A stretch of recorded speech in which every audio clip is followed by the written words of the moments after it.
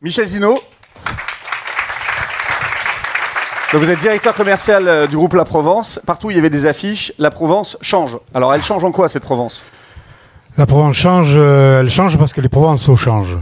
Elle change parce que le territoire change, elle change parce que les médias changent et doivent changer. On a parlé depuis tout à l'heure de transformation, on a parlé de transition, on a parlé de tradition aussi.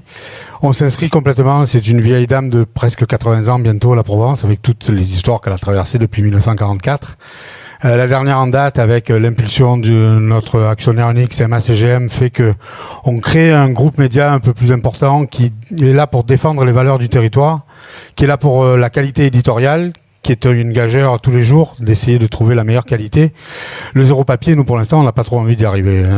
On va en conserver encore un petit peu. Mais en tout cas, cette diversité, cette volonté de s'engager dans une démarche qui est au-delà de la RSE, qui est une démarche fondamentalement tournée vers le territoire, la défense du territoire, et surtout tournée vers nos lecteurs qui sont, pour la première fois depuis de très nombreuses années, on a décerné à la Provence la plus forte progression d'audience depuis d'une année sur l'autre, où on a progressé de plus de 10% avec 556 000 lecteurs quotidiens qui nous lisent soit sur le papier, soit sur le numérique, soit sur tous nos supports digitaux.